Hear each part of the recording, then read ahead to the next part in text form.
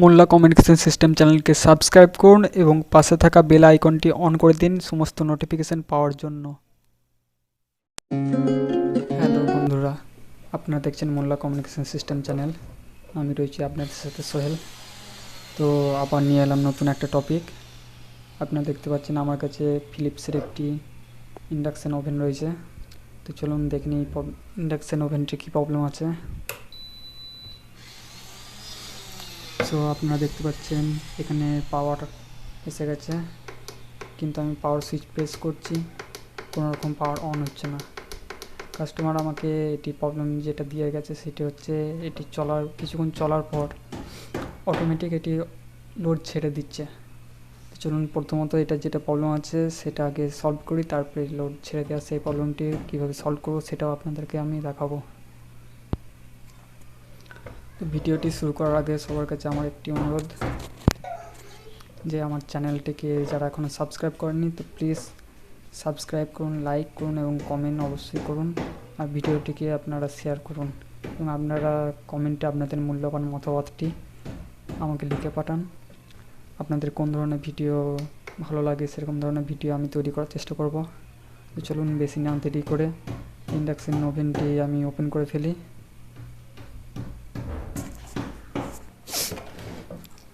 So আপনাদের সুবিধার্থে আমি ইন্ডাকশন ওভেনটা আমি স্ক্রুগুলো আগে থেকেই খুলে ফেলেছি। তো এরপর আমি পাওয়ারটি অফ করে আগে পাওয়ারটি খুলে দিই।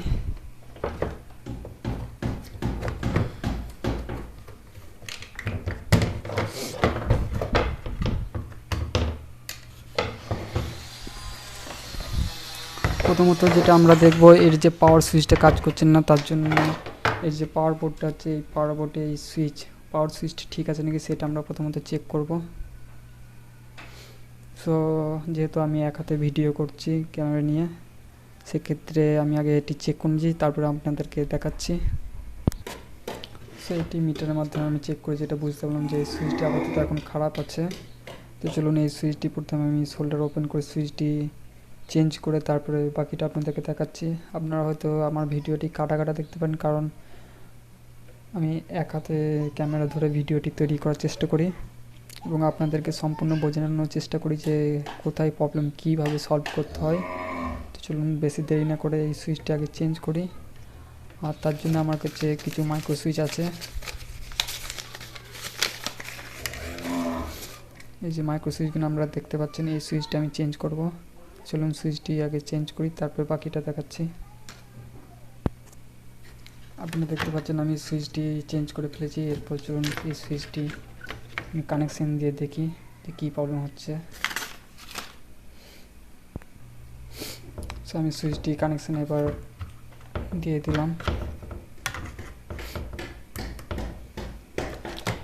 এরপর পাওয়ার দিয়ে চলুন দেখি।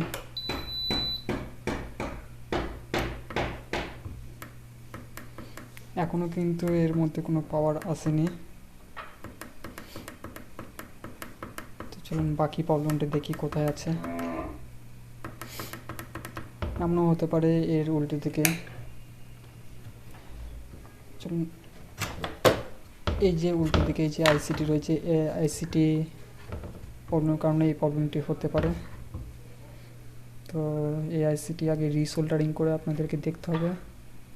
তো রিসোল্ডারিং আগে করি, তারপর বাকিটি দেখাচ্ছি। তো চলুন সহজ পদ্ধতিতে রিসোল্ডারিং কীভাবে করা হয় সেটাও আপনাদেরকে দেখিয়ে দিই। এই যে পেস্টটি আমি ইউজ করছি এটি হচ্ছে রজন। সেই পেস্টটি আপনি যে কোনো হার্ডওয়্যার্সের দোকানে আপনি পেয়ে যাবেন। এটির মাধ্যমে রিসোল্ডারিং করলে কি হয়, আপনি যে জায়গাটিতে রিসোল্ডারিং করবেন সেই জায়গাটি ভালোভাবে রিসোল্ডার হয়। কিন্তু আপনি মার্কেটে যে সমস্ত পেস্টগুলো কিনতে পাবেন সেখানে বিশেষ করে কুইকের যে পেস্টগুলো আছে কিংবা আরও বিভিন্ন রকম কোম্পানির যেসব পেস্টগুলো আছে সেগুলোতে কী হয় জায়গাটাতে একটি কালো দাগ এসে যায়। তার ফলে কী হয় আমাদের যে আয়রনের যে বিটটি এই বিটটিও তাড়াতাড়ি ক্ষয় হয়, কিন্তু এই রজনের মাধ্যমে করলে কী হয় কোনো রকম তাড়াতাড়ি ক্ষয় হয় না। তো এক ধারটি আমি রিসোল্ডারিং করে ফেলেছি।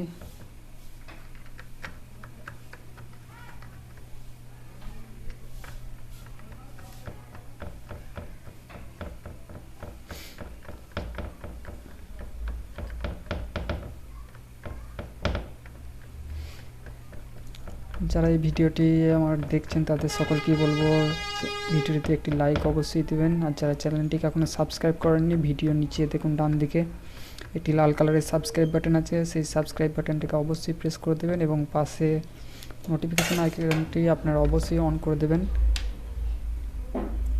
তো চলুন, রিসোল্টারিং করা হয়ে গেছে। রিসোল্টারিং করার পর আগে দেখে নিতে হবে যে কোনো পিনের সঙ্গে কোনো পিন আগে টাচ হয়ে রয়েছে নাকি, সেটাও ভালো করে দেখে নিতে হবে। তো এখানে যেটা দেখতে পাচ্ছি যে কোনো রকম টাচ নেই, তো আমি আবার সেটটিকে পাওয়ার দেবো।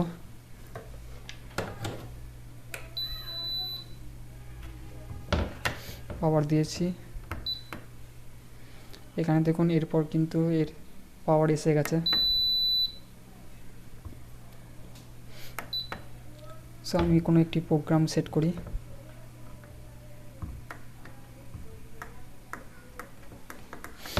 এখানে কিন্তু কোনো রকম প্রোগ্রাম আসছে না।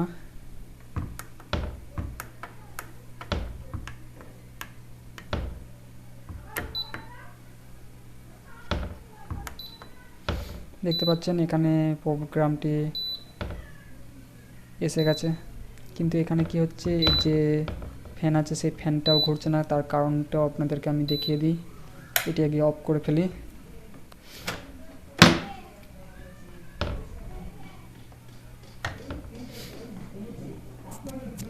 আপনারা দেখতে পাচ্ছেন যে এই ফ্যানটি ঘুরছে না, তার কারণ হচ্ছে এখানে দেখতে পারেন যে সাপ্লাইটি, ফ্যানের সাপ্লাই, সে সাপ্লাই একটি লাইন কিন্তু কাটা আছে। তো এই সাপ্লাইটি আগে সোল্ডার করব, তারপরে দেখব যে ফ্যানের কোনো প্রবলেম আছে কিনা। এটিতে আপনারা দেখতে পেলেন যে এখানে যে ফ্যানটি আছে সেই ফ্যানটি ঠিকঠাক ঘুরছে না, জাম আছে। তো আমরা কি করব, এই যে মেশিন অয়েল তেলটি আছে সামান্য পরিমাণ এখানে ঢেলে দেবো, 1 ফোঁটা, এর বেশি নয়। এরপর আমরা কিছুক্ষণ চেষ্টা করব যে এই ফ্যানটি ঘোরানোর চেষ্টা করব। দেখতে পাচ্ছেন এখানে সামান্য পরিমাণে যে তেলটি দেওয়ার কারণে কিন্তু ফ্যানটি ঠিকঠাক ঘুরছে।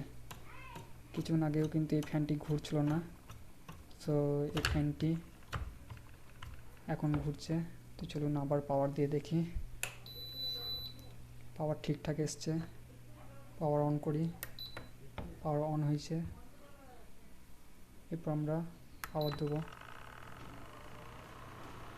দেখতে পাচ্ছেন এখানে ফ্যানটি এবার ঠিকঠাক চালু হয়ে গেছে।